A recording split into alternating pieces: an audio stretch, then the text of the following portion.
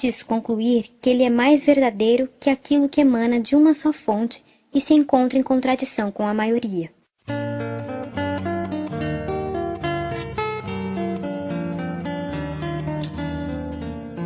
Consequências do Espiritismo. 100. Em face da incerteza das revelações feitas pelos Espíritos, pergunta-se: para que pode servir o estudo do Espiritismo? Ele serve para provar materialmente a existência do mundo espiritual. O mundo espiritual, estando formado pelas almas daqueles que viveram, disso resulta a prova da existência da alma e da sua sobrevivência ao corpo. As almas que se manifestam revelam suas alegrias e seus sofrimentos segundo a maneira que empregaram a vida terrestre. Disso resulta a prova das penas e das recompensas futuras. As almas, ou espíritos, descrevendo seu estado e sua situação, corrigem as ideias falsas que se fazia sobre a vida futura e principalmente sobre a natureza e a duração das penas. A vida futura, passando assim do estado de teoria vaga e incerta ao estado de fato consumado e positivo, disso resulta a necessidade de trabalhar o mais possível durante a vida presente, que é de curta duração, em proveito da vida futura, que é indefinida. Suponhamos que um homem de 20 anos tenha a certeza de morrer aos 25. Que fará durante esses 5 anos? Trabalhará para o futuro? Seguramente não. Ele se esforçará em gozar o mais possível e consideraria um logro se impor fadiga e privações sem objetivo. Mas se ele tivesse a certeza de viver até os 80 anos, agiria de outro modo, porque compreenderia a necessidade de sacrificar alguns instantes do repouso presente para assegurar o repouso futuro durante muitos anos. Ocorre o mesmo com aquele para quem a vida futura é uma certeza. A dúvida com relação à vida futura conduz naturalmente a tudo sacrificar aos gozos do presente. Daí a importância excessiva atribuída aos bens materiais. A importância atribuída aos bens materiais excita a cobiça, a inveja, o ciúme daquele que tem pouco contra aquele que tem muito. Da cobiça ao desejo de se obter a todo custo que possui seu vizinho, há apenas um passo. Daí os ódios, as disputas, os processos, as guerras e todos os males engendrados pelo egoísmo. Com a dúvida sobre o futuro, o homem, oprimido nesta vida pelos desgostos e pelo infortúnio, não vê senão na morte o fim dos seus sofrimentos. Nada mais esperando, ele acha racional abreviá-los pelo suicídio. Sem esperança no futuro, é muito natural que o homem se afete, se desespere diante das decepções que experimenta. As agitações violentas que delas recebe produzem em seu cérebro um abalo, causa da maioria dos casos de loucura. Sem a vida futura, a vida presente é para o homem a coisa capital, o único objeto de suas preocupações, e a ela tudo relaciona. Por isso, quer a qualquer preço gozar, não somente dos bens materiais, mas de honrarias. Aspira a brilhar, a se elevar acima dos outros, a eclipsar seus vizinhos por seu fausto e sua posição. Daí a ambição desenfreada e a importância que dá aos títulos e a todas as futilidades da vaidade, pelas quais ele sacrificaria até sua própria honra, porque não vê nada além. A certeza da vida futura e suas consequências muda totalmente a ordem das ideias e faz ver as coisas sob nova luz. É um véu levantado que descobre um horizonte imenso e esplêndido. Diante do infinito e da grandiosidade da vida de além-túmulo, a vida terrestre se apaga como um segundo diante do século, como o grão de areia diante da montanha. Tudo aí torna-se pequeno, mesquinho, e espanta-se da importância que se deu a coisas tão efêmeras e tão pueris. Daí, nos acontecimentos da vida, uma calma, uma tranquilidade que já é felicidade em comparação com as balbúrdias, os tormentos que nos impomos para nos elevarmos acima dos outros, daí também para as vicissitudes e as decepções, uma indiferença, mesmo que tirando toda a presa ao desespero, afasta os mais numerosos casos de loucura e desvia o pensamento do suicídio. Com a certeza do futuro, o homem espera e se resigna. Com a dúvida, ele perde a paciência, porque não espera nada do presente.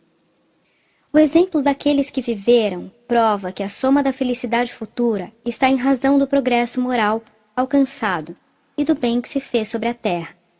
Que a soma da infelicidade está em razão da soma dos vícios e das más ações, resultando disso em todos aqueles que estão bem convencidos dessa verdade, uma tendência toda natural a fazer o bem e a evitar o mal. Quando a maioria dos homens estiver imbuída dessa ideia, quando professar esses princípios e praticar o bem, disso resultará que o bem se imporá sobre o mal neste mundo, que os homens não procurarão mais se prejudicarem mutuamente, que eles regularão suas instituições sociais para o bem de todos e não em proveito de alguns. Em uma palavra, compreenderão que a lei da caridade ensinada pelo Cristo é a fonte da felicidade, mesmo neste mundo, e basearão suas leis civis sobre a lei da caridade. A constatação do mundo espiritual que nos cerca e de sua ação sobre o mundo corporal é a revelação de uma das potências da natureza e, por conseguinte, a chave de uma multidão de fenômenos incompreendidos, tanto na ordem física como na ordem moral. Quando a ciência tiver se inteirado desta nova força, desconhecida para ela até este dia, retificará uma multidão de erros provenientes do fato de atribuir tudo a uma única causa, a matéria. O reconhecimento desta nova causa nos fenômenos da natureza será uma alavanca para o progresso e produzirá o efeito da descoberta de um agente todo novo. Com a ajuda da lei espírita, o horizonte da ciência se alargará, como se alargou com a ajuda da lei da gravitação. Quando os sábios, do alto de sua cátedra, proclamarem a existência do mundo espiritual e sua ação nos fenômenos da vida, infiltrarão na juventude o contrapeso das ideias materialistas, ao invés de predispô-la à negação do futuro.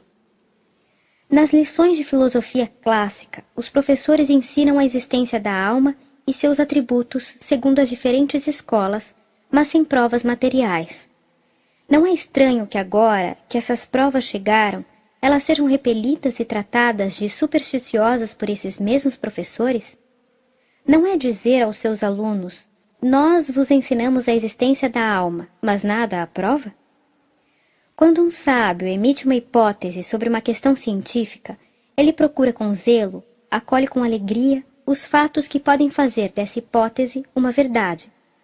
Como um professor de filosofia, cujo dever é provar aos seus alunos que eles têm uma alma, trata com desdém os meios de lhes dar uma demonstração patente?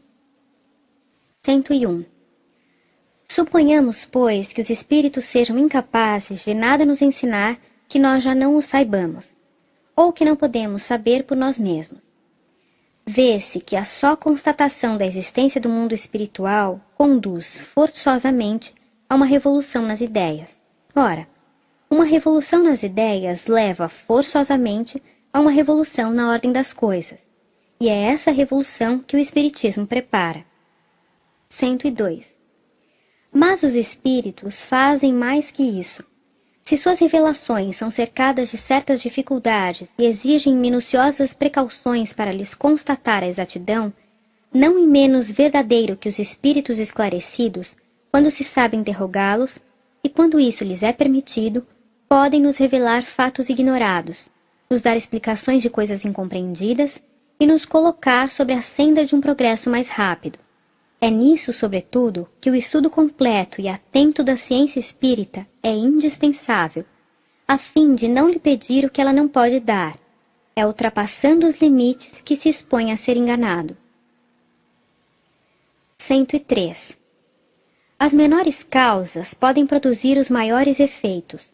É assim que de um pequeno grão pode sair uma árvore imensa, que a queda de uma maçã fez descobrir a lei que rege os mundos, que as rãs, saltando num prato, revelaram a força galvânica. Foi também assim que do vulgar fenômeno das mesas girantes saiu a prova do mundo invisível, e dessa prova uma doutrina que em alguns anos deu a volta ao mundo, e que pode regenerá-lo pela só constatação da realidade da vida futura. 104. O Espiritismo ensina pouco quanto a verdades absolutamente novas, em virtude do axioma de que nada há de novo sob o sol. Não há verdades absolutas, senão aquelas que são eternas. As que o Espiritismo ensina estando fundada sobre as leis da natureza, existiram de todos os tempos. Por isso, dela se encontram os germes que um estudo mais completo e observações mais atentas têm desenvolvido. As verdades ensinadas pelo Espiritismo são, pois, antes consequências que descobertas. O Espiritismo não descobriu nem inventou os espíritos, nem descobriu o mundo espiritual no qual se acreditou em todos os tempos. Somente ele o prova por fatos materiais e o mostra sob sua verdadeira luz, livrando-os dos preconceitos e das ideias supersticiosas que engendram a dúvida e a incredulidade.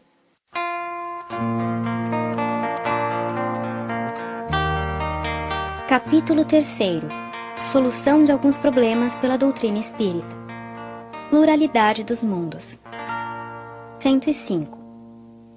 Os diferentes mundos que circulam no espaço são povoados de habitantes como a Terra? Todos os espíritos o afirmam, e a razão diz que deve ser assim. A Terra, não ocupando no universo nenhuma classe especial, nem pela sua posição, nem pelo seu volume, nada poderia justificar o privilégio exclusivo de ser habitada. Por outro lado, Deus não pode ter criado esses bilhões de globos só para o prazer dos nossos olhos, tanto menos que o maior número escapa à nossa vista. 106. Se os mundos são povoados, podem sê-lo de habitantes em tudo semelhantes aos da Terra? Em uma palavra, esses habitantes poderiam viver entre nós e nós entre eles? A forma geral poderia ser mais ou menos a mesma, mas o organismo deve estar adaptado ao meio no qual deve viver, como os peixes estão feitos para viverem na água e os pássaros no ar. Se o meio é diferente, como tudo leva a crer, e como parecem demonstrá-lo as observações astronômicas, o organismo deve ser diferente. Não é, pois, provável que, em seu estado normal, eles possam viver uns entre os outros com os mesmos corpos. É o que confirmam todos os espíritos. 107. Admitindo-se que esses mundos estejam povoados, eles estão no aspecto intelectual e moral na mesma posição da Terra? Segundo o ensinamento dos espíritos, os mundos estão em graus de adiantamento muito diferentes. Alguns estão nas mesmas condições que a Terra, outros estão mais atrasados. Os homens aí estão mais embrutecidos, mais materiais e mais inclinados ao mal. Há, ao contrário, os que são mais avançados moral, intelectual e fisicamente, onde o mal moral é desconhecido, onde as artes e as ciências alcançam um grau de perfeição que não podemos compreender, onde a organização física menos material não está sujeita nem aos sofrimentos, nem às doenças, nem às enfermidades. Os homens aí vivem em paz, sem procurar se prejudicarem, isentos de desgostos, de inquietações, aflições e necessidades que os assediam sobre a terra.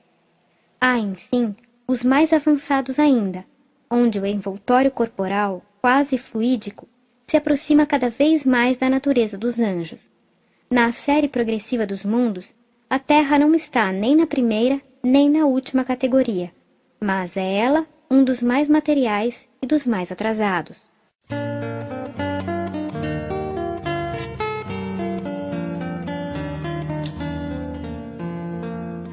Da alma. 108. Onde é a sede da alma? A alma não está, assim como se acredita geralmente, localizada em uma parte do corpo. Ela forma com o perispírito um todo fluídico, penetrável, se assimilando ao corpo inteiro, com o qual ela constitui um ser complexo, do qual a morte não é, de alguma sorte, senão um desdobramento. Podem-se figurar dois corpos semelhantes, penetrados um pelo outro, confundidos durante a vida e separados depois da morte. Na morte, um é destruído e o outro permanece. Durante a vida, a alma age mais especialmente sobre os órgãos do pensamento e do sentimento. Ela é ao mesmo tempo interna e externa, quer dizer, ela irradia externamente, pode mesmo se afastar do corpo, se transportar para longe e aí manifestar sua presença, como provam a observação e os fenômenos do sonambulismo. 109. A alma é criada ao mesmo tempo que o corpo ou anteriormente a ele? Depois da existência da alma, esta questão é uma das mais capitais, porque da sua solução decorrem as mais importantes consequências. Ela é a única chave possível de uma multidão de problemas insolúveis até hoje, por falta de a ter definido. De duas coisas uma, ou a alma existe, ou não existe antes da formação do corpo, sem que possa haver para isso um meio termo. Com a pré-existência da alma, tudo se explica lógica e naturalmente. Sem a pré-existência, é mesmo impossível justificar certos dogmas da Igreja. E é essa impossibilidade de justificação que conduz tantas pessoas que raciocinam à incredulidade. Os espíritos resolveram a questão afirmativamente e os fatos, tanto quanto a lógica, não podem deixar dúvida a esse respeito.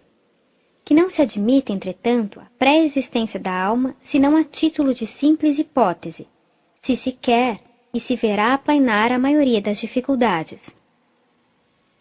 110.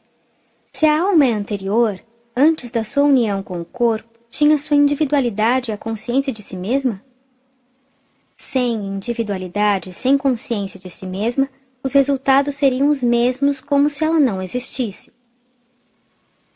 111. Antes da sua união com o corpo, a alma cumpriu um progresso qualquer ou estava estacionária?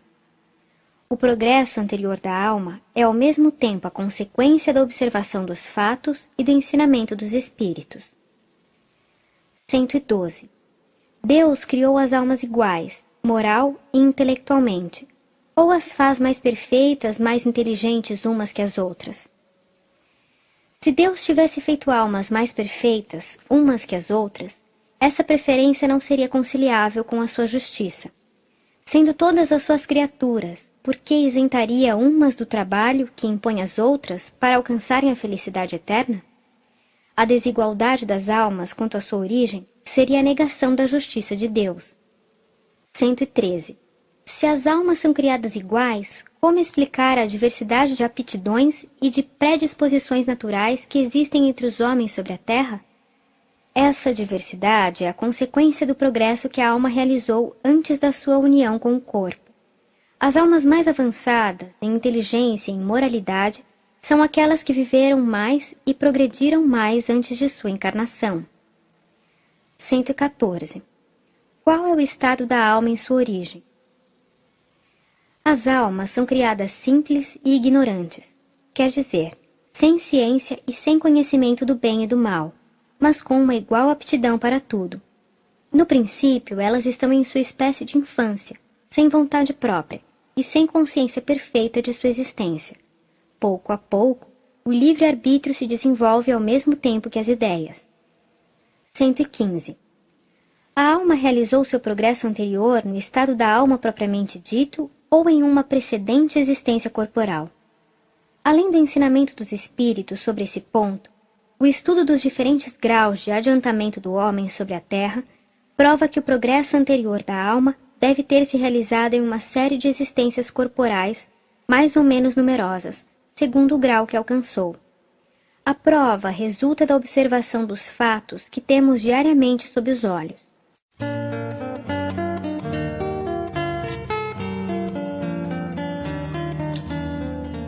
O homem durante a vida terrestre. 116.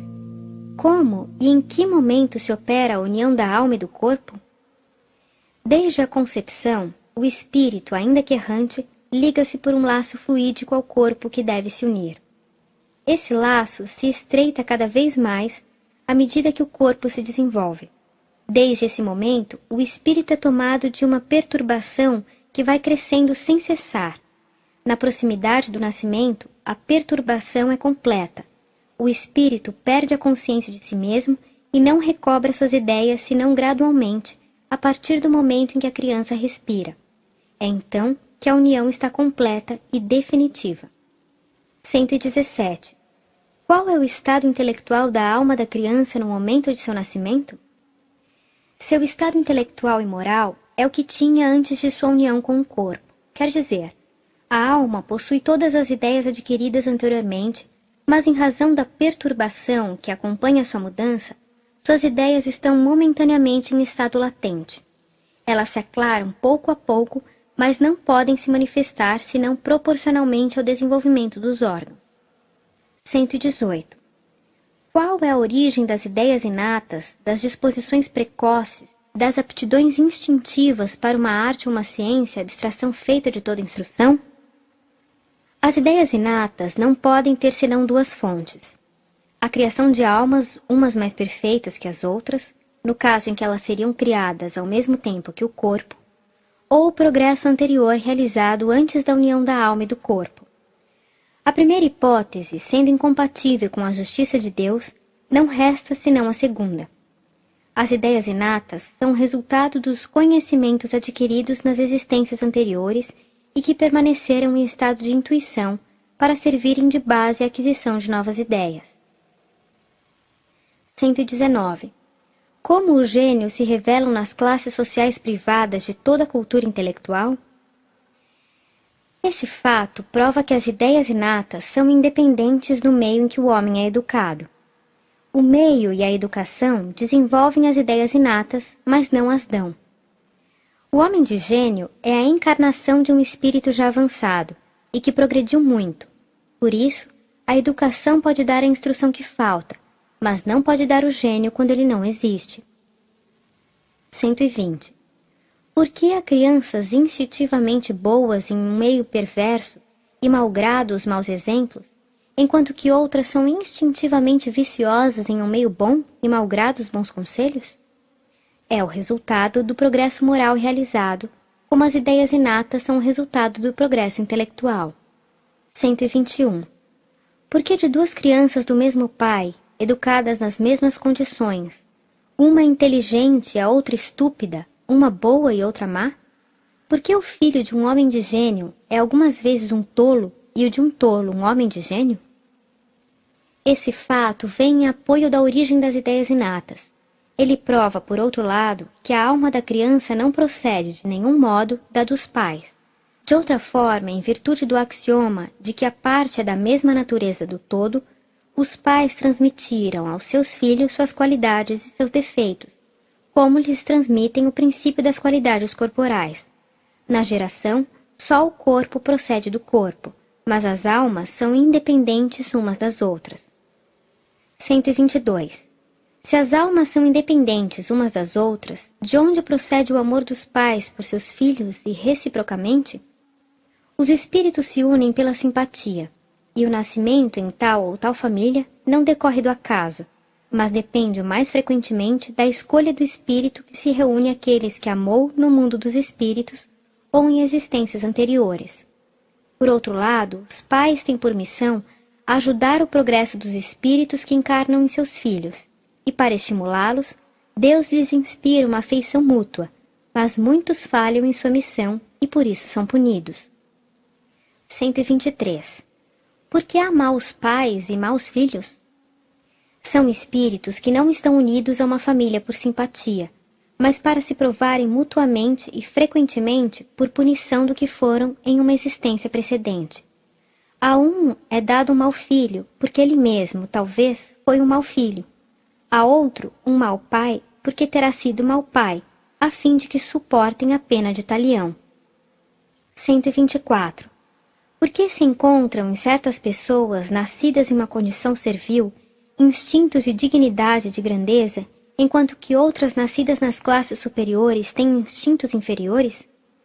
É uma lembrança intuitiva da posição social que ocuparam e do caráter que tinham na existência precedente. 125.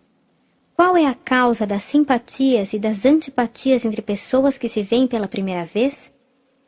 São pessoas, o mais frequentemente, que se conheceram e alguma vez se amaram, numa existência precedente, e que, se reencontrando, são atraídas uma para a outra. As antipatias instintivas provêm também frequentemente de relações anteriores. Esses dois sentimentos podem ainda ter uma outra causa. O perispírito irradia ao redor do corpo uma espécie de atmosfera impregnada das qualidades boas ou más do espírito encarnado. Duas pessoas que se encontram pelo contato dos fluidos experimentam a impressão da sensitiva. Essa impressão é agradável ou desagradável, e os fluidos tendem a se confundirem, ou a se repelirem, segundo sua natureza semelhante ou dessemelhante. É assim que se pode explicar o fenômeno da transmissão do pensamento. Pelo contato dos fluidos, duas almas se compreendem de alguma maneira, uma à outra. Elas se adivinham e se compreendem sem se falarem. 126. Qual é a origem do sentimento chamado de consciência? É uma lembrança intuitiva do progresso realizado nas precedentes existências e de resoluções tomadas pelo espírito antes da encarnação, resoluções que ele não tem sempre força de tomar como homem. 127. O homem tem seu livre-arbítrio ou está submetido à fatalidade? Se a conduta do homem estivesse submetida à fatalidade, ele não teria nem responsabilidade do mal, nem mérito do bem. Desde então, toda punição seria injusta e toda recompensa sem sentido. O livre-arbítrio do homem é uma consequência da justiça de Deus. É o atributo que lhe dá a sua dignidade e o eleva acima de todas as outras criaturas. Isto é tão verdadeiro que a estima dos homens uns pelos outros está em razão do livre-arbítrio. Aquele que o perde acidentalmente por doença, loucura, embriaguez ou idiotia é lamentado ou desprezado. O materialismo, que faz depender do organismo todas as faculdades morais e intelectuais, reduz o homem ao estado de máquina, sem livre-arbítrio, por consequência sem responsabilidade do mal e sem o mérito do bem que ele faz. 128. Deus criou o mal? Deus não criou o mal, mas estabeleceu leis, e essas leis são sempre boas, porque ele é soberanamente bom. Aquele que as observasse fielmente seria perfeitamente feliz, mas os espíritos, tendo seu livre-arbítrio, não as observaram sempre, e o mal resultou-lhes pelas suas infrações a essas leis. 129. O homem nasce bom ou mal? É preciso distinguir a alma e o homem. A alma é criada simples e ignorante, quer dizer, nem boa nem má, mas suscetível, em virtude do seu livre-arbítrio, de tomar o caminho do bem ou do mal, ou melhor dizendo, de observar ou infringir as leis de Deus. O homem nasce bom ou mal conforme seja a encarnação de um espírito adiantado ou atrasado. 130. Qual a origem do bem e do mal sobre a terra e por que há mais mal do que bem? A origem do mal sobre a terra resulta da imperfeição dos espíritos que aí estão encarnados. A predominância do mal decorre de que, sendo a terra um mundo inferior, a maioria dos espíritos que habitam são, eles mesmos, inferiores ou progrediram pouco. Nos mundos mais avançados, onde não são admitidos a se encarnarem senão espíritos depurados, o mal é desconhecido ou em minoria. 131. Qual é a causa dos males que afligem a humanidade? A Terra pode ser considerada ao mesmo tempo como um mundo de educação para os espíritos pouco avançados e de expiação para os espíritos culpados. Os males da humanidade são a consequência da inferioridade moral da maioria dos espíritos encarnados. Pelo contato dos seus vícios, eles se tornam reciprocamente infelizes e se punem uns aos outros.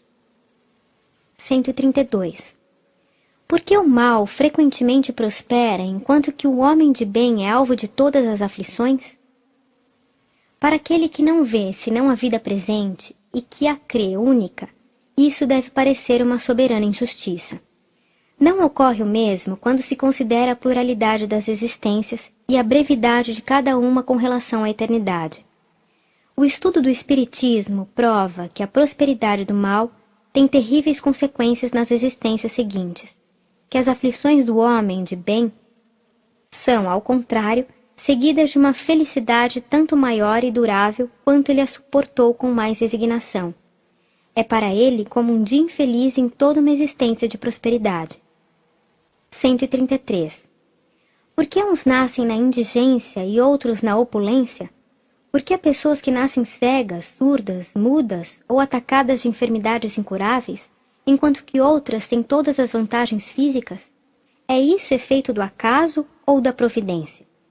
Se é efeito do acaso, não é da providência. Se é efeito da providência, pergunta-se, onde está sua bondade e sua justiça? Ora, e por não compreenderem a causa desses males que muitas pessoas são levadas a acusá-la. Compreende-se que aquele que se torna miserável ou enfermo por suas imprudências ou seus excessos seja punido pelo que pecou. Mas se a alma é criada ao mesmo tempo que o corpo, que fez ela para merecer semelhantes aflições, desde o seu nascimento ou para delas estar isenta? Se se admite a justiça de Deus, deve-se admitir que esse efeito tem uma causa. Se essa causa não está nesta vida, deve ser de antes dela, porque, em todas as coisas, a causa deve preceder o efeito. Por isso, é preciso, pois, que a alma tenha vivido e que tenha merecido uma expiação. Os estudos espíritas nos mostram, com efeito, que mais de um homem que nasceu na miséria foi rico e considerado em uma existência anterior, mas fez mau uso da fortuna que Deus lhe deu para gerir. Que mais de um indivíduo que nasceu na vileza foi orgulhoso e poderoso. Nolo mostram, às vezes, submetido às ordens daquele mesmo ao qual comandou com dureza, sob os maus tratos e a humilhação que fez os outros suportarem. Uma vida penosa não é sempre uma expiação. Frequentemente é uma prova escolhida pelo espírito, que vê um meio de se adiantar mais rapidamente se a suporta com coragem. A riqueza é também uma prova, porém, mais perigosa que a da miséria, pelas tentações que dá e os abusos que provoca. O exemplo daqueles que a viveram também prova que é uma daquelas que frequentemente saem menos vitoriosos. A diferença de posições sociais seria a maior das injustiças, quando não resulta da conduta atual, se ela não devesse ter uma compensação. É a convicção que se adquire desta verdade pelo Espiritismo que dá a força para suportar as vicissitudes da vida e aceitar a sorte sem invejar dos outros. 134. Por que há idiotas e cretinos? A posição dos idiotas e dos cretinos seria a menos conciliável com a justiça de Deus na hipótese da unicidade da existência. Por miserável que seja a condição na qual um homem nasceu, ele pode dela sair pela inteligência e pelo trabalho. Mas o idiota e o cretino são votados, desde o nascimento até a morte, ao embrutecimento e ao desprezo. Não há para eles nenhuma compensação possível. Por que, pois, sua alma teria sido criada idiota? Os estudos espíritas feitos sobre os cretinos e os idiotas provam que sua alma é tão inteligente quanto a dos outros homens, que essa enfermidade é uma expiação infligida aos espíritos por terem abusado da sua inteligência, e que sofrem cruelmente em se sentirem aprisionados nos laços que não podem quebrar, e no desprezo do qual se veem objeto, quando talvez tenham sido insensados na sua existência precedente. 135. Qual é o estado da alma durante o sono? Durante o sono, só o corpo repousa, mas o espírito não dorme. As observações práticas provam que nesse instante o espírito goza de toda a sua liberdade e da plenitude das suas faculdades. Ele aproveita o repouso do corpo e os momentos em que sua presença nele não é necessária para agir livremente e ir aonde quer. Durante a vida, a qualquer distância que se transporte, o espírito está sempre ligado ao corpo por um laço fluídico, que serve para chamá-lo desde que sua presença seja necessária. Esse laço não se rompe senão na morte. 136. Qual é a causa dos sonhos? Os sonhos são o resultado da liberdade do espírito durante o sono. Algumas vezes é a lembrança de lugares e de pessoas que o espírito viu ou visitou nesse estado. 137. De onde vêm os pressentimentos? São lembranças vagas e intuitivas de que o espírito aprendeu nesses momentos de liberdade e algumas vezes advertências ocultas dadas pelos espíritos benevolentes. 138. Por que há sobre a terra selvagens e homens civilizados? Sem a pré-existência da alma, esta questão é insolúvel, a menos que se admita que Deus criou almas selvagens e almas civilizadas, o que seria a negação da sua justiça. Por outro lado, a razão recusa admitir que depois da morte, a alma do selvagem permaneça perpetuamente num estado de inferioridade, sem que ela esteja na mesma posição da do homem esclarecido. Admitindo-se para as almas o mesmo ponto de partida, única doutrina compatível com a justiça de Deus, a presença simultânea da selvageria e da civilização sobre a Terra é um fato material que prova o progresso que uns cumpriram e outros podem realizar. A alma do selvagem alcançará, pois, com o tempo, grau de alma civilizada, mas como todos os dias morrem selvagens, sua alma não pode alcançar esse grau senão nas encarnações sucessivas, cada vez mais aperfeiçoadas e apropriadas ao seu adiantamento, passando por todos os graus intermediários entre os dois pontos extremos. 139. Não se poderia admitir, segundo a ideia de algumas pessoas, que a alma não se encarna senão uma vez e que ela cumpre seu progresso no estado de espírito ou em outras esferas? Essa proposição seria admissível se não houvesse sobre a Terra senão homens do mesmo grau moral e intelectual, caso em que se poderia dizer que a Terra está afetada a um grau determinado. Ora, tem-se diante de si a prova contrária. Não se compreenderia com efeito que o selvagem não possa alcançar a civilização neste mundo, uma vez que há almas mais avançadas encarnadas sobre o mesmo globo, de onde é preciso concluir que a possibilidade da pluralidade das existências terrestres resulta dos próprios exemplos que se tem sob os olhos. Se fora de outro modo, seria preciso explicar, primeiro, porque só a Terra teria o monopólio das encarnações. Segundo, porque tendo esse monopólio, aí se encontram almas encarnadas em todos os graus? 140. Porque se encontram no meio de sociedades civilizadas seres de uma ferocidade semelhante à dos selvagens mais bárbaros? São espíritos muito inferiores, saídos de raças bárbaras e que ensaiaram se reencarnar num meio que não é o seu, e onde se encontram deslocados, como se um camponês se encontrasse de repente transportado para as altas rodas sociais. Nota: não se poderia admitir, sem denegar a Deus toda a justiça e toda a bondade que a alma do criminoso endurecido tenha na vida atual, o mesmo ponto de partida que de um homem cheio de todas as virtudes. Se a alma não é anterior ao corpo, a do criminoso e a do homem de bem são tão novas uma como a outra, porque uma seria boa e a outra má. 141. De onde vem o caráter distintivo dos povos? São espíritos que têm mais ou menos os mesmos gostos e as mesmas inclinações que se encarnam no meio simpático, e frequentemente no mesmo meio onde podem satisfazer suas inclinações. 142. Como progridem e como degeneram os povos? Se a alma é criada ao mesmo tempo que o corpo, a dos homens de hoje são tão novas, tão primitivas, quanto a dos homens da Idade Média. E desde então, pergunta-se por que elas têm costumes mais dóceis e uma inteligência mais desenvolvida. Se na morte do corpo a alma deixa definitivamente a terra, pergunta-se ainda, qual seria o fruto do trabalho que se faz para melhorar um povo se está a recomeçar com todas as almas novas que chegam diariamente? Os espíritos se encarnam em um meio simpático em relação com o grau de seu adiantamento. Um chinês, por exemplo, que progrediu suficientemente e não encontra na sua raça um meio correspondente ao grau que alcançou, se encarnará entre um povo mais avançado. À medida que uma geração dá um passo à frente, ela atrai por simpatia novos espíritos mais avançados, e que talvez sejam os que viveram em um mesmo país, se progrediram, e se é assim que passo a passo uma nação avança. Se a maioria dos novos fosse de uma natureza inferior, os velhos partindo cada dia e não retornando a um meio mais inferior, o povo degeneraria e acabaria por se extinguir.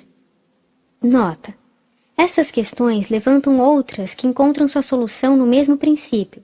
Por exemplo, de onde vem a diversidade de raças sobre a Terra? Há raças rebeldes ao progresso? A raça negra é suscetível de alcançar o nível das raças europeias? A escravidão é útil ao progresso das raças inferiores?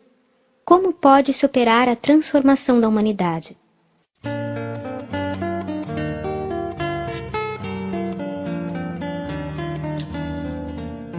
O homem depois da morte. 143. Como se opera a separação da alma e do corpo? Opera-se brusca ou gradualmente? A libertação se opera gradualmente e com uma lentidão variável, segundo os indivíduos e as circunstâncias da morte. Os laços que unem a alma ao corpo não se rompem senão pouco a pouco, e tanto menos rapidamente quanto a vida foi mais material e mais sensual. 144. Qual é a situação da alma imediatamente após a morte do corpo? Ela tem instantaneamente a consciência de si mesma? Em uma palavra, o que ela vê? O que sente? No momento da morte, primeiro tudo é confuso. A alma precisa de algum tempo para se reconhecer, porque está meio atordoada, e no estado de um homem saindo de sono profundo e que procura inteirar-se da sua situação. A lucidez das ideias e a memória do passado lhe retornam à medida que se desfaz a influência da matéria da qual acaba de se libertar, e que se dissipa a espécie de bruma que obscurece seus pensamentos. A duração da perturbação que segue à morte é muito variável. Pode ser de algumas horas somente, como de vários dias, de vários meses e mesmo de vários anos. Ela é menos longa naqueles que durante a vida se identificaram com seu estado futuro, porque compreendem imediatamente sua situação. É tanto mais longa quanto o homem tenha vivido mais materialmente. As sensações que a alma experimenta nesse momento são também muito variáveis. A perturbação que segue a morte nada tem de penosa para o homem de bem. Ela é calma e em tudo semelhante à sensação que acompanha um despertar pacífico. Para aquele cuja consciência não é pura e que está mais preso à vida corporal que à espiritual, ela é cheia de ansiedade e de angústias, que aumentam à medida que ela se reconhece. Por que, então, ela está tomada de medo e de uma espécie de terror em presença daquilo que vê e, sobretudo, daquilo que entrevê? A sensação que se poderia chamar física é a de um grande alívio e de um imenso bem-estar. Sente-se como livre de um fardo e se está muito feliz por não sentir mais as dores corporais que se sentia poucos instantes antes de se sentir livre, desligado e alerta como quem viesse a ser libertado de pesadas correntes. Na sua nova situação, a alma vê e ouve o que via e ouvia antes da morte, mas vê e ouve outras coisas que escapam à grosseria dos órgãos corporais. Ela tem sensações e percepções que nos são desconhecidas. Nota: essas respostas e todas aquelas relativas à situação da alma depois da morte ou durante a vida não são resultado de uma teoria ou de um sistema, mas de estudos diretos feitos sobre milhares de indivíduos observados em todas as fases e em todos os períodos da sua existência espiritual, desde o mais baixo até o mais alto grau da escala, segundo seus hábitos durante a vida terrestre, o gênero de morte, etc. Disse frequentemente, falando da vida espiritual, que não se sabe o que lá se passa, porque pessoa alguma dela retornou. É um erro, uma vez que são precisamente os que lá se encontram que vêm dela nos instruir. E Deus o permite hoje mais que em nenhuma outra época como última advertência dada à incredulidade e ao materialismo. 145. A alma que deixou o corpo vê Deus? As faculdades perceptivas da alma são proporcionais à sua depuração. Não é dado senão às almas de elite gozar da presença de Deus. 146. Se Deus está por toda parte, por que todos os espíritos não podem vê-lo? Deus está por toda parte porque ele irradia por toda parte, e pode-se dizer que o universo está mergulhado na divindade como nós estamos mergulhados na luz solar. Mas os espíritos atrasados são rodeados de uma espécie de neblina que o oculta aos seus olhos e que não se dissipa senão à medida que eles se depuram e se desmaterializam. Os espíritos inferiores são, pela vista, com relação a Deus, o que os encarnados são com relação aos espíritos, verdadeiros cegos. 147. Depois da morte, a alma tem consciência de sua individualidade? Como a constata e como podemos constatá-la? Se as almas não tivessem mais individualidade depois da morte, seria para elas e para nós como se não existissem, e as consequências morais seriam exatamente as mesmas. Elas não teriam nenhum caráter distintivo, e a do criminoso estaria no mesmo plano da do homem de bem, do que resultaria que não se teria nenhum interesse em fazer o bem. A individualidade da alma foi posta a descoberto de uma maneira, por assim dizer, material, nas manifestações espíritas, pela linguagem e as qualidades próprias de cada uma vez que elas pensam e agem de uma maneira diferente, que umas são boas e outras más, umas sábias e outras ignorantes, umas querem o que outras não querem. Isso é a prova evidente de que elas não estão confundidas num todo homogêneo, sem falar das provas patentes que nos dão de terem animado tal ou tal indivíduo sobre a Terra. Graças ao espiritismo experimental, a individualidade da alma não é mais uma coisa vaga, porém, um resultado da observação. A própria alma constata sua individualidade, porque tem pensamento e vontade próprios, distintos das outras. Ela a constata ainda pelo seu envoltório fluídico ou perispírito, espécie de corpo limitado que faz dela um ser à parte. Nota: certas pessoas creem fugir à censura de materialismo admitindo um princípio inteligente universal do qual absorvemos uma parte ao nascer. O que constitui a alma para desenvolvê-la depois da morte, a massa comum onde ela se confunde como as gotas d'água no oceano. Esse sistema, espécie de transação, não merece o nome de espiritualismo, porque é tão desesperador quanto o materialismo. O reservatório comum do todo universal equivaleria a um nada, uma vez que aí não haveria mais individualidades. 148. O gênero de morte influi sobre o estado da alma? O estado da alma varia consideravelmente segundo o gênero de morte, mas, sobretudo, segundo a natureza dos hábitos que teve durante a vida. Na morte natural, o desligamento se opera gradualmente e sem abalo. Frequentemente, ele começa mesmo antes que a vida se extinga.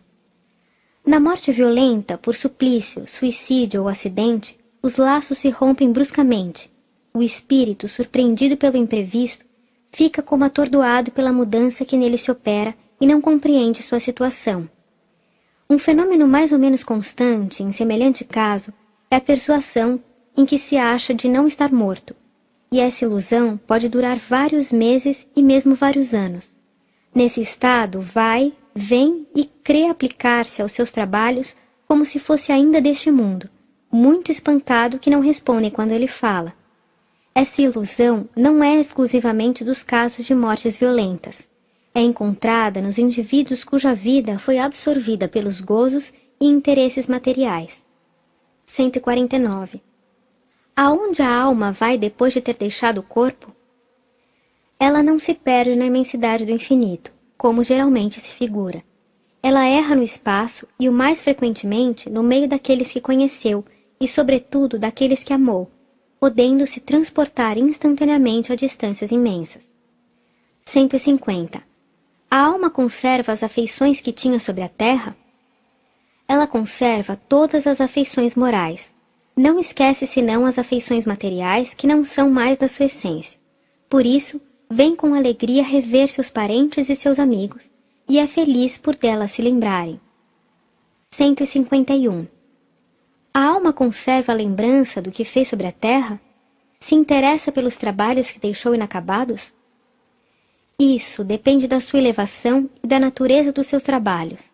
Os espíritos desmaterializados pouco se preocupam com as coisas materiais, das quais são felizes de estarem livres. Quanto aos trabalhos que começaram, segundo a sua importância e a sua utilidade, eles inspiram, algumas vezes, a outros o pensamento de terminá-los. 152.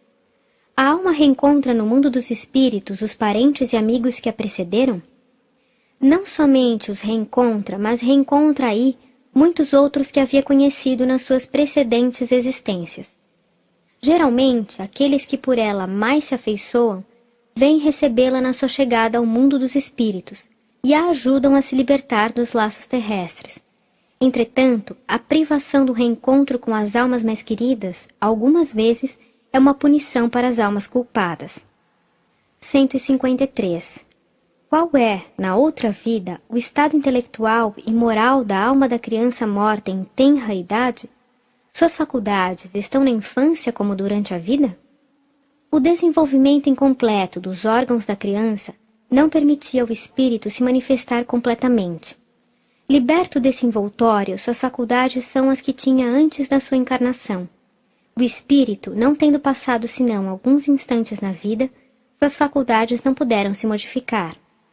Nota: nas comunicações espíritas, o espírito de uma criança pode, pois, falar como de um adulto, porque pode ser um espírito muito avançado. Se toma algumas vezes a linguagem infantil, é para não tirar da mãe o encanto de um ser frágil e delicado e afeitado com as graças da inocência. A mesma pergunta, podendo ser feita sobre o estado intelectual da alma dos cretinos, dos idiotas e dos loucos depois da morte, encontra sua solução na precedente. 154. Que diferença há depois da morte entre a alma do sábio e do ignorante, do selvagem e do homem civilizado? A mesma diferença, aproximadamente, que existe entre eles durante a vida, porque a entrada no mundo dos espíritos não dá à alma todos os conhecimentos que lhe faltavam sobre a terra. 155. As almas progridem intelectual e moralmente depois da morte? Elas progridem mais ou menos segundo sua vontade, e algumas progridem muito, mas têm necessidade de pôr em prática durante a vida corporal o que adquiriram em ciência e em moralidade. Aquelas que estão estacionárias retomam uma existência análoga à que deixaram. As que progrediram merecem uma encarnação de uma ordem mais elevada. O progresso, sendo proporcional à vontade do espírito, há os que conservam por longo tempo os gostos e as tendências que tinham durante a vida e que perseguem as mesmas ideias. 156. A sorte do homem na vida futura é irrevogavelmente fixada depois da morte?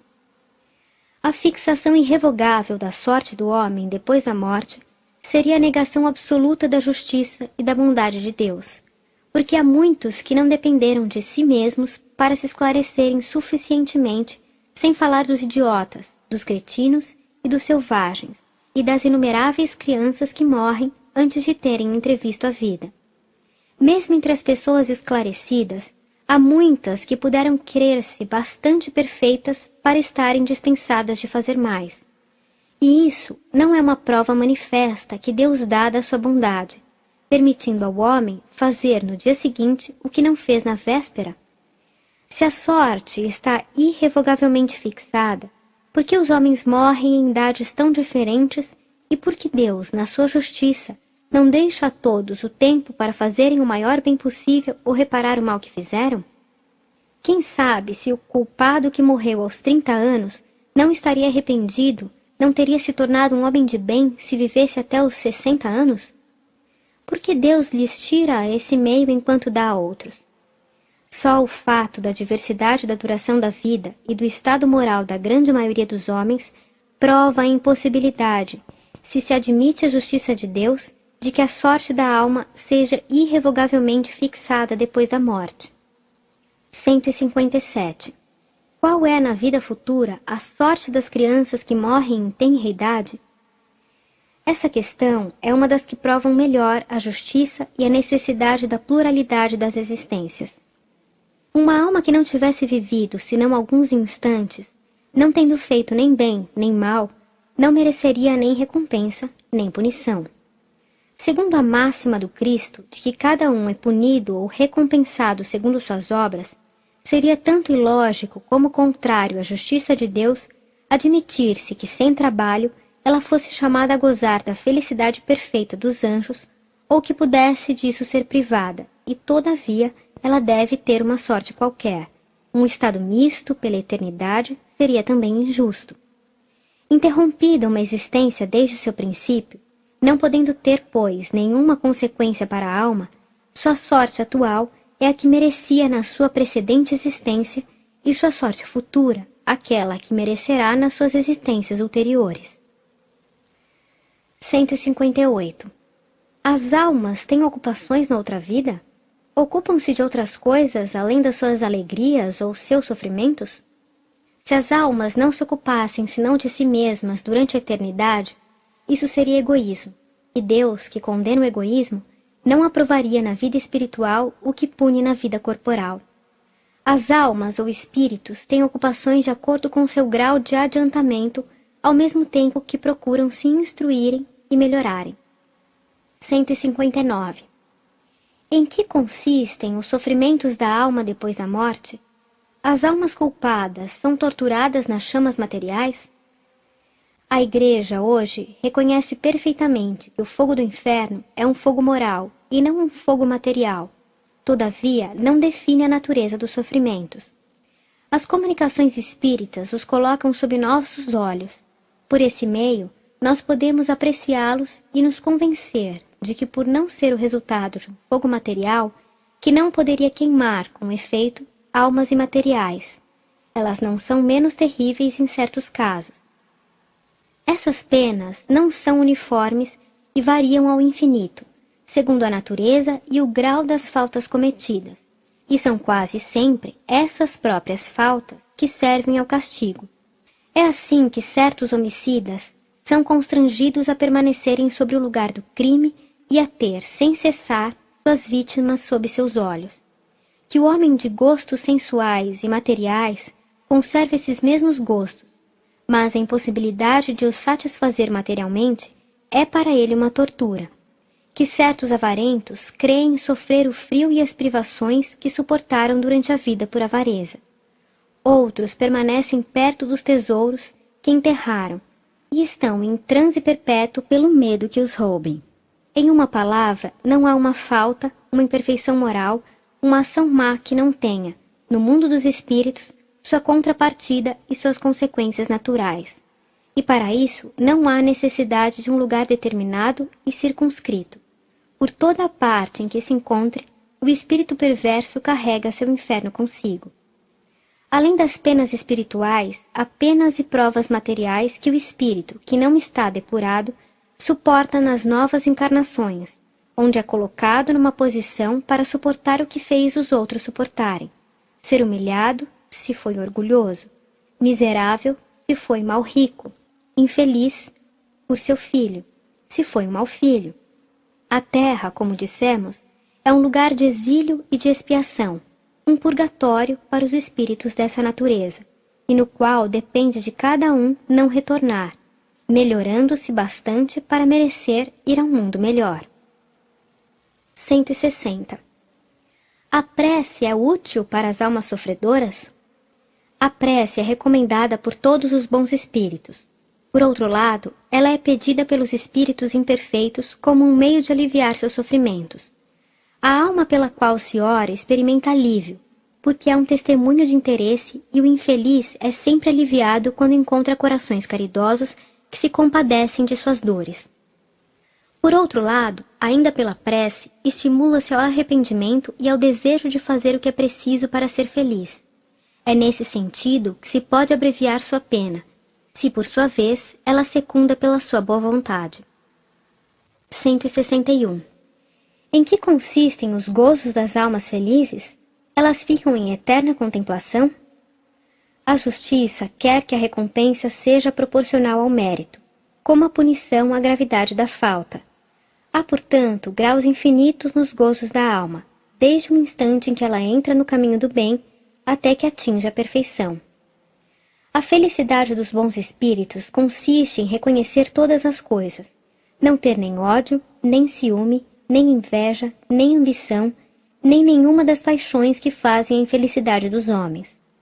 O amor que as une é para elas a fonte de uma suprema felicidade. Elas não experimentam nem as necessidades, nem os sofrimentos, nem as angústias da vida material. Um estado de contemplação perpétua seria uma felicidade estúpida e monótona, própria do egoísta, uma vez que sua existência seria uma inutilidade sem limites. A vida espiritual, ao contrário, é uma atividade incessante pelas missões que os espíritos recebem do Ser Supremo, como sendo seus agentes no governo do universo, missões que são proporcionais ao seu adiantamento e das quais são felizes, porque lhes fornecem ocasiões de se tornarem úteis e de se fazerem o bem. Nota: convidamos os adversários do Espiritismo e aqueles que não admitem a reencarnação a darem aos problemas acima uma solução mais lógica, por qualquer outro princípio que o da pluralidade das existências.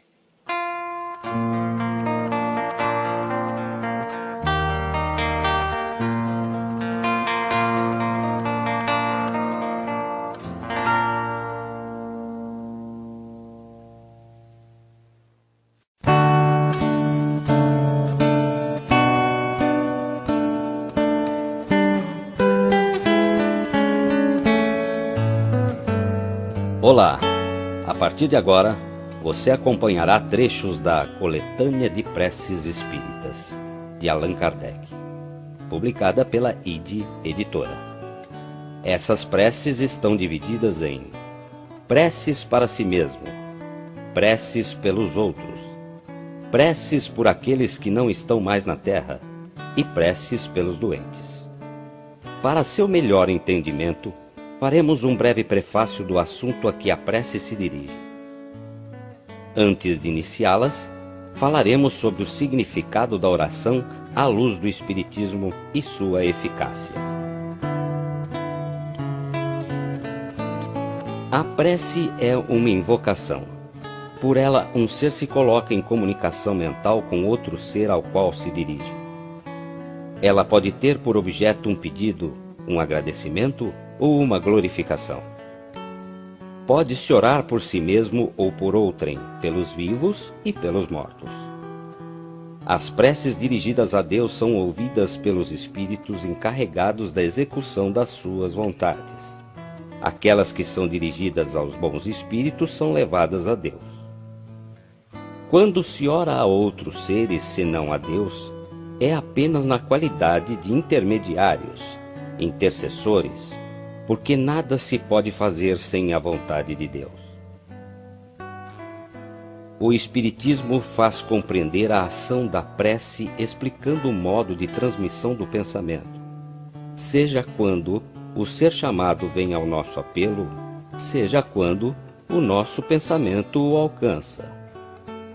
Para se inteirar do que se passa nessa circunstância, é preciso mentalizar todos os seres, encarnados e desencarnados, mergulhados no fluido universal que ocupa o espaço, como o somos neste mundo, na atmosfera. Quando o pensamento é dirigido a um ser qualquer, sobre a Terra ou no espaço, de encarnado a desencarnado, ou de desencarnado a encarnado, estabelece-se uma corrente fluídica de um para o outro, transmitindo o pensamento como o ar transmite o som. A prece é ouvida pelos espíritos, em qualquer lugar em que eles se encontrem. Os espíritos se comunicam entre si, nos transmitem suas inspirações, os intercâmbios se estabelecem à distância entre os encarnados. Esta explicação não tem por objetivo materializar a prece, mas tornar seu efeito inteligível, mostrando que pode ter uma ação direta e efetiva. Ela, por isso, não fica menos subordinada à vontade de Deus, juiz supremo em todas as coisas, único que pode tornar sua ação efetiva. Pela prece, o homem chama para si o concurso dos bons espíritos, que vêm sustentá-los nas suas boas resoluções e inspirar-lhes bons pensamentos. Adquire, assim, a força moral necessária para vencer as dificuldades e reentrar no caminho reto se dele se afastou, assim como afastar de si os males que atrai por sua própria falta. Um homem, por exemplo, vê a sua saúde arruinada pelos excessos que cometeu e arrasta até o fim o direito de se lamentar se não obtém a cura? Não, porque poderia encontrar na prece a força para resistir às tentações. A prece é recomendada por todos os espíritos. Renunciar à prece é desconhecer a bondade de Deus. É renunciar para si mesmo à sua assistência e para os outros o bem que se lhes pode fazer. O poder da prece está no pensamento. Ela não se prende nem às palavras, nem ao lugar, nem ao momento em que é feita. Pode-se, pois, orar em toda parte, a qualquer hora, sozinho ou em comum. A influência do lugar ou do tempo prende-se às circunstâncias que pode favorecer o recolhimento. A prece em comum tem uma ação mais poderosa, quando todos aqueles que oram se associam de coração ao mesmo pensamento e têm o mesmo objetivo, porque é como se todos gritassem em conjunto e em uníssono.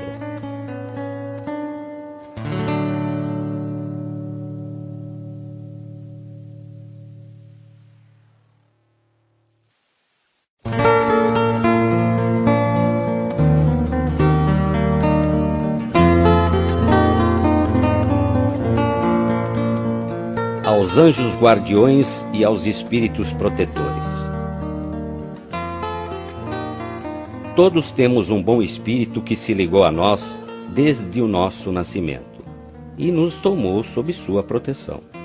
Cumpre junto de nós a missão de um pai junto ao filho, a de nos conduzir no caminho do bem e do progresso através das provas da vida. Ele é feliz quando correspondemos à sua solicitude. Sofre quando nos vê sucumbir. A prece aos anjos guardiões e aos espíritos protetores deve ter por finalidade solicitar sua intervenção junto a Deus, de lhes pedir a força de resistir às más sugestões e a sua assistência nas necessidades da vida. Prece. Espíritos sábios e benevolentes, mensageiros de Deus, cuja missão é assistir os homens e conduzi-los no bom caminho. Sustentai-me nas provas dessa vida. Dai-me a força de suportá-las sem murmurar. Desviai de mim os maus pensamentos e fazei com que eu não dê acesso a nenhum dos maus espíritos que tentarem me induzir ao mal. Esclarecei minha consciência sobre meus defeitos e elevai de sobre meus olhos o véu do orgulho que poderia impedir-me de os perceber e confessá-los a mim mesmo. Vós, meu anjo guardião, que velais mais particularmente por mim, e vós todos os espíritos protetores que vos interessais por mim, fazei com que torne digno da vossa benevolência. Conheceis as minhas necessidades, que elas sejam satisfeitas segundo a vontade de Deus.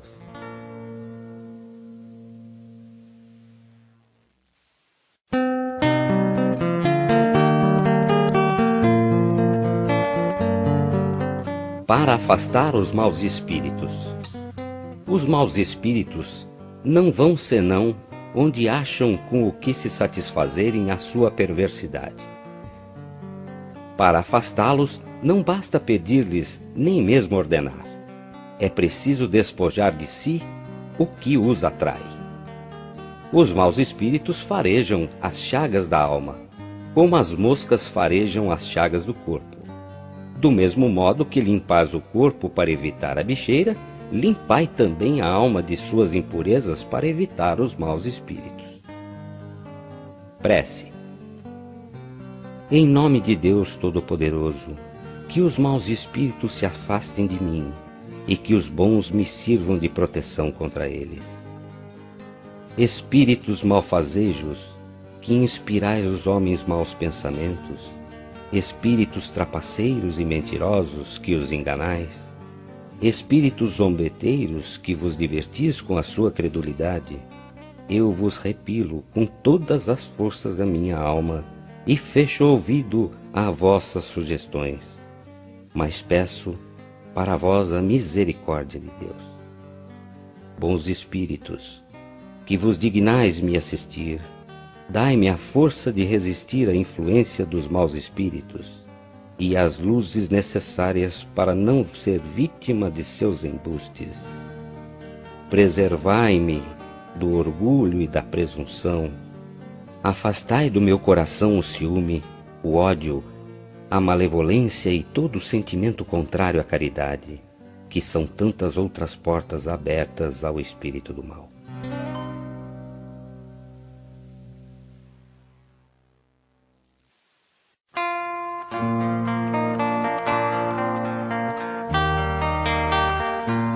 nas aflições da vida. Podemos pedir a Deus favores terrestres e Ele pode nos conceder quando tem uma finalidade útil e séria. Deus, que vê melhor do que nós e não quer senão o nosso bem, pode, pois, nos recusar, como um pai recusa a seu filho o que poderia prejudicá-lo. Prece. Deus Todo-Poderoso, que vedes as nossas misérias, dignai-vos escutar favoravelmente os votos que vos dirijo nesse momento. Se o meu pedido for inconveniente, perdoai-me. Se for justo e útil aos vossos olhos, que os bons espíritos que executam vossas vontades venham em minha ajuda para o seu cumprimento. O que quer que me advenha, meu Deus, que a vossa vontade seja feita. Se meus desejos não são atendidos, é porque entra nos vossos desígnios experimentar-me, e eu me submeto sem murmurar.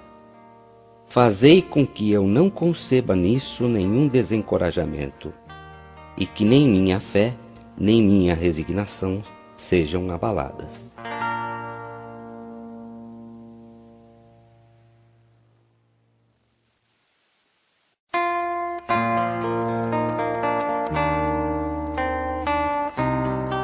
Ação de graças por um favor obtido. Não é preciso considerar apenas como acontecimentos felizes as coisas de grande importância. As menores em aparência são frequentemente as que influem mais sobre nosso destino. Cada noite, elevando nossa alma a Deus, devemos lembrar-nos dos favores que Ele nos concedeu durante o dia e agradecer. Prece. Deus infinitamente bom, que o vosso nome seja bendito pelos benefícios que me concedestes. Deles seria indigno se os atribuísse ao acaso dos acontecimentos ou ao meu próprio mérito. Bons espíritos, que fostes executores das vontades de Deus, e vós, sobretudo, meu anjo guardião, eu vos agradeço. Desviai de mim o pensamento de nele conceber o orgulho, e deles fazer um uso que não fosse para o bem. Eu vos agradeço notadamente por...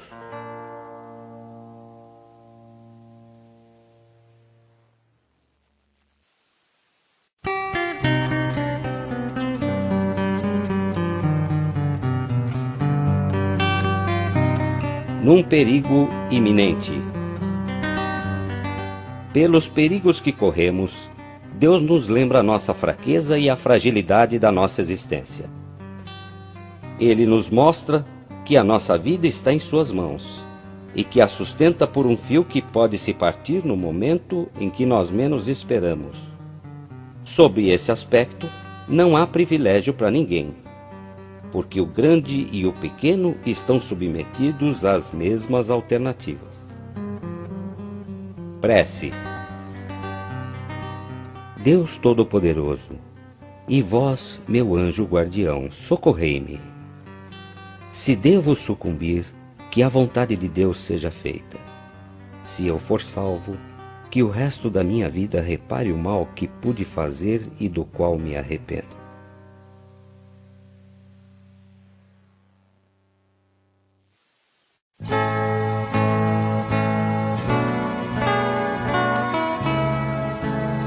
No momento de dormir. O sono é o repouso do corpo, mas o espírito não tem necessidade de repouso. Enquanto os sentidos estão entorpecidos, a alma se liberta em parte da matéria e goza das suas faculdades de espírito. O sono foi dado ao homem para a reparação das forças orgânicas e para a reparação das forças morais. Prece. Minha alma vai se encontrar por um instante com os outros espíritos. E aqueles que são bons, venham me ajudar com os seus conselhos. Meu anjo guardião, fazei com que, ao despertar, eu conserve deles uma impressão durável e salutar.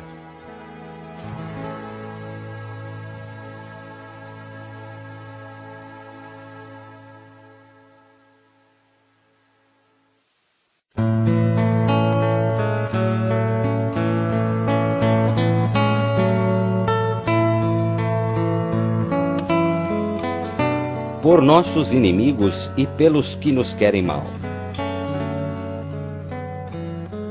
Jesus disse: amai mesmo os vossos inimigos. Ele nos disse com essas palavras para esquecer suas ofensas. Perdoar o mal que nos fazem, pagar o mal com o bem. Além do mérito que isso resulta aos olhos de Deus, mostra aos olhos dos homens a verdadeira superioridade. Prece. Meu Deus, perdoa o mal que me fez e o que quis me fazer, como desejo que me perdoeis. E que Ele também me perdoe as injustiças que eu possa ter cometido. Se o colocaste no meu caminho como uma prova, que seja feita a vossa vontade. Desviai de mim, meu Deus, a ideia de maldizê-lo e todo desejo malévolo contra ele. Fazei com que eu não experimente nenhuma alegria com as infelicidades que poderiam lhe chegar, nem nenhuma inquietação com os bens que poderiam lhe ser concedidos, a fim de não enlamear minha alma com pensamentos indignos de um cristão.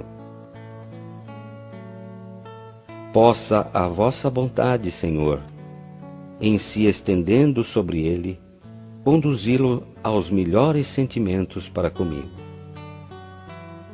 Bons Espíritos, inspirai-me o esquecimento do mal e a lembrança do bem. Que nem o ódio, nem o rancor, nem o desejo de lhe retribuir o mal com o mal entre em meu coração. Porque o ódio e a vingança não pertencem senão aos maus espíritos, encarnados e desencarnados. Que eu esteja pronto, ao contrário, em lhe estender mão fraterna, a lhe retribuir o mal com o bem, e vir em sua ajuda se isso estiver em meu poder. Desejo, para provar a sinceridade de minhas palavras, que me seja oferecida ocasião de lhe ser útil. Mas, sobretudo, meu Deus, preservai-me de fazê-lo por orgulho ou ostentação, em o oprimindo por uma generosidade humilhante, o que me faria perder o fruto da minha ação. Por que então eu mereceria que essas palavras do Cristo me fossem aplicadas? Já recebestes vossa recompensa.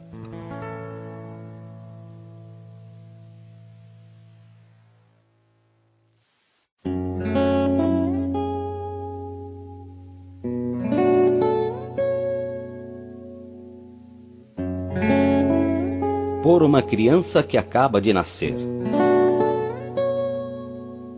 Os espíritos não chegam à perfeição senão depois de terem passado pelas provas da vida corporal.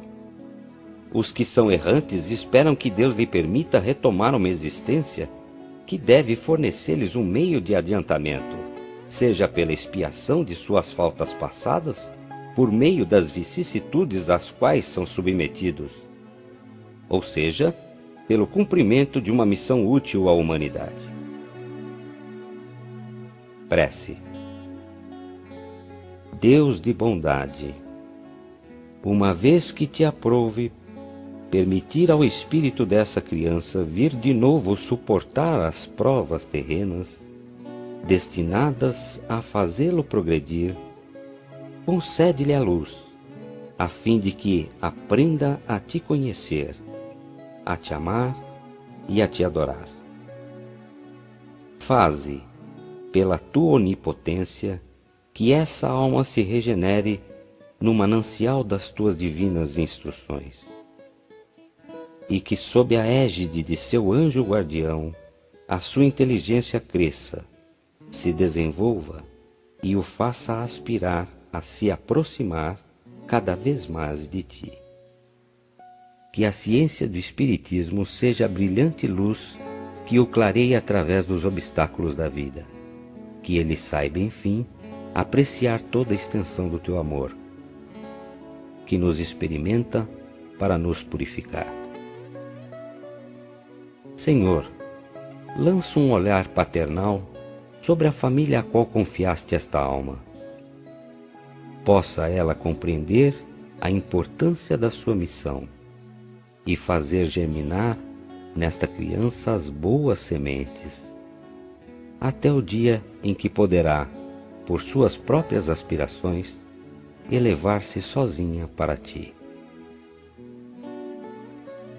Digna-te, meu Deus, atender essa humilde prece em nome e pelos méritos daquele que disse: Deixai vir a mim as criancinhas, porque o reino dos céus é para aqueles que se lhes assemelham.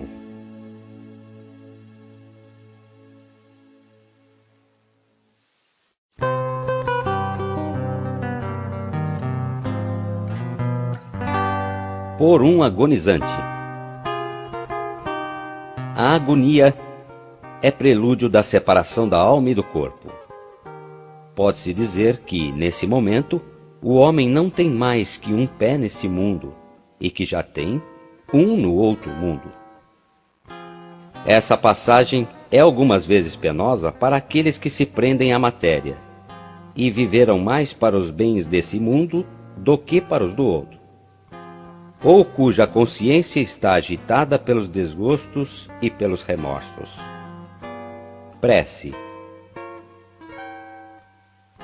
Deus poderoso e misericordioso, eis uma alma que deixa o seu envoltório terrestre para retornar ao mundo dos espíritos, a sua verdadeira pátria. Possa nele entrar em paz e a vossa misericórdia se estender sobre ela.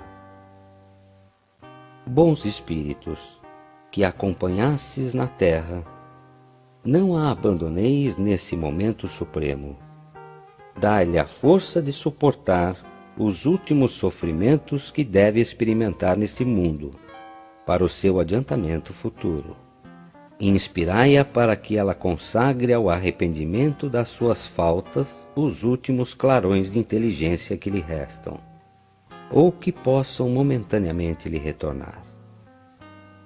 Dirigi meu pensamento a fim de que a sua ação torne menos penoso o trabalho da separação, e que ela leve consigo, no momento de deixar a terra, as consolações da esperança.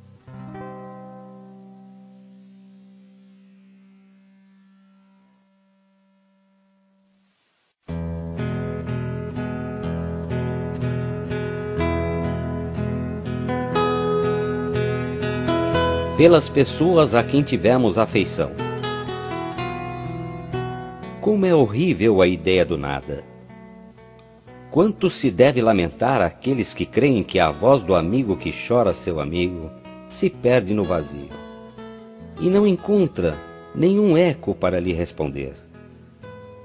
Jamais conheceram as puras e santas afeições aqueles que pensam que tudo morre com o corpo. Como um homem de coração pode permanecer frio a esse pensamento? Eis que o Espiritismo vem dissipar toda a incerteza sobre o futuro, pelas provas materiais que dá da sobrevivência da alma e da existência dos seres de além-túmulo.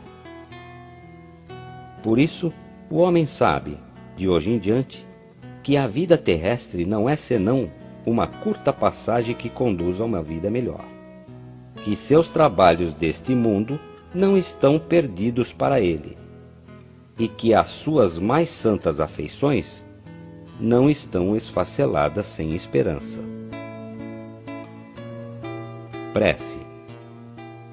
Dignai-vos, meu Deus, acolher favoravelmente a prece que vos dirijo pelo espírito de... Fazei-lhe entrever as vossas divinas claridades e tornai-lhe fácil o caminho da felicidade eterna.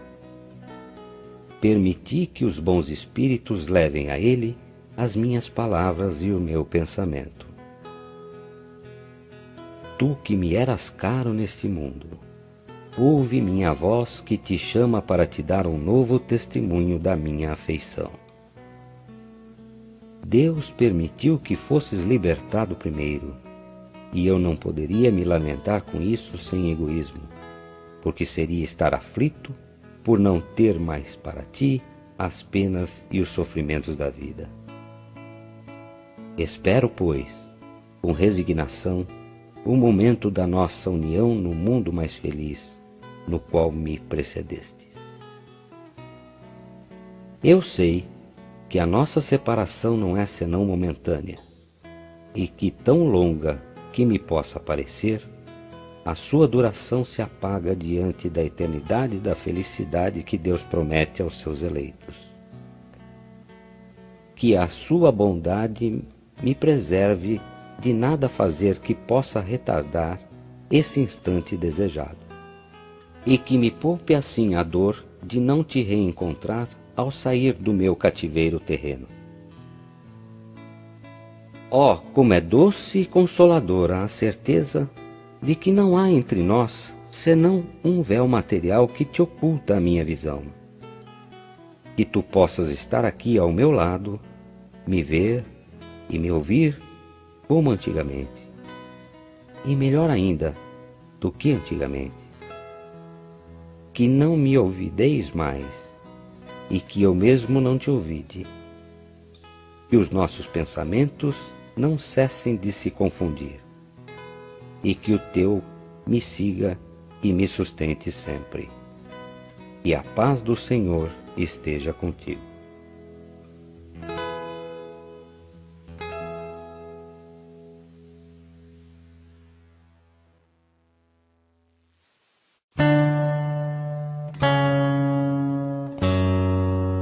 Por um suicida.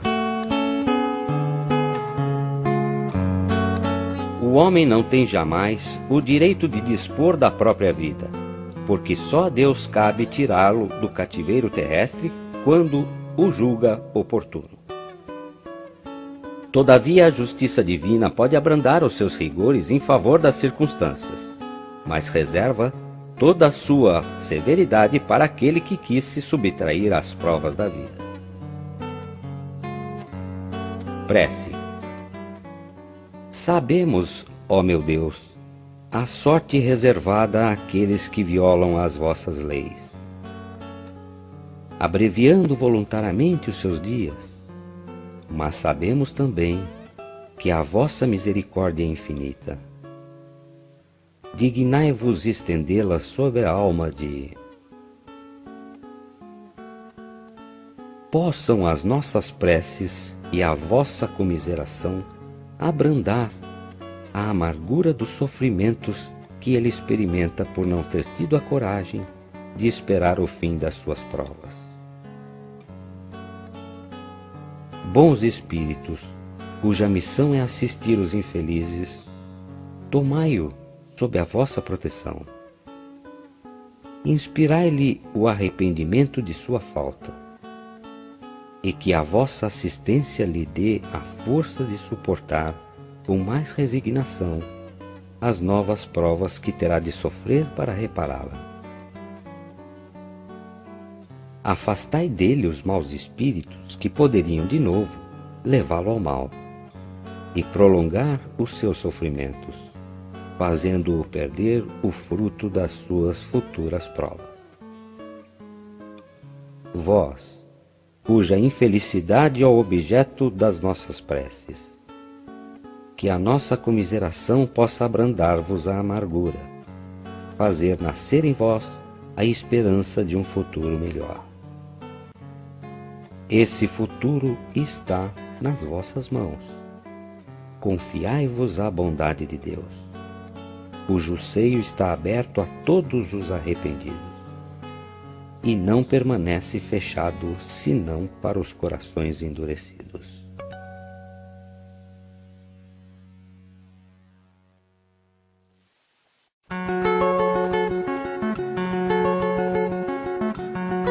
Pelos doentes.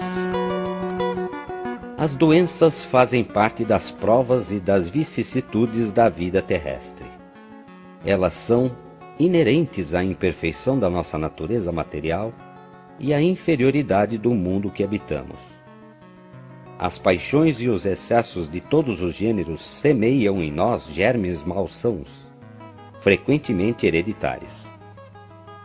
É preciso, pois, se resignar em suportar as consequências do meio onde nos coloca a nossa inferioridade, até que tenhamos mérito de trocá-lo.